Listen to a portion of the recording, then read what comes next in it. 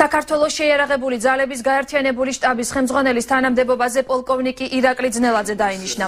თავდაცვის მინისტრმა პრეზიდენტს ახალი კანდიდატურა უკვე წარუდგინა. აღნიშნული კანდიდატურის შერჩევა თავდაცვის მინისტრსა და პრეზიდენტს შორის კონსულტაციების შედეგად მოხდა. პოლკოვნიკ ირაკლი ძნელაძეს მინისტრმა პირველი დავალებაც მისცა. ძნელაძემ ნატოს სამხედრო კომისიის ხდომა უნდა მოამზადოს. გიორგი წხვიტავას ჩავთავთ პირდაპირ ეთერში, რომელიც უკვე დეტალურად ისაუბრებს ირაკლი ძნელაძის სამხედრო გამოცდილების და მისი სამომავლო გეგმების შესახებ. გიორგი, გისმენთ.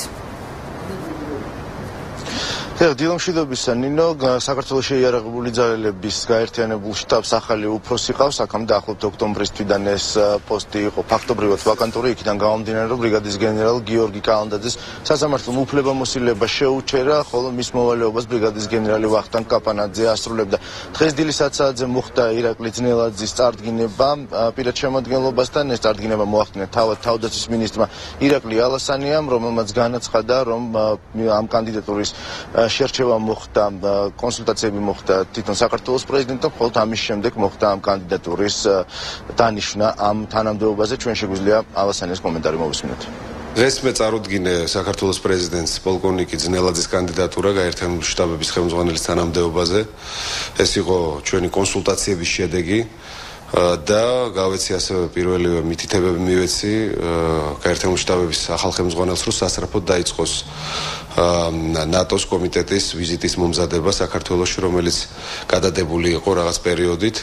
მე მგონია, რომ ეს გადაწყვეტილება, შეთანხმებული გადაწყვეტილება ძალიან მნიშვნელოვანია იმით, რომ სამხედრო შეიარაღებული ძალები, თავდაცვის სამინისტრო იმ გეგმებს, რომელიც რეფორმირების კუთხით აქვს მომზადებული, უკვე სწრაფად დაიწყებს ამის განხორციელებას. ეს არის უდიდესი პასუხისმგებლობა. იყო ამ გარდამავალ პერიოდში გაერთიანებული შტაბის უფროსი.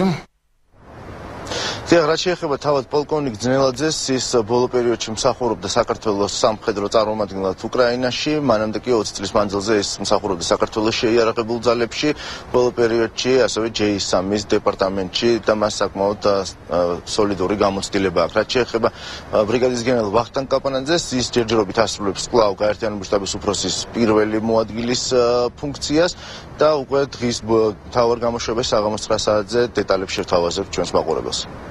დიდი მადლობა, პირდაპირ ეთერში გიორგი წხვიტავა საუბრობდა.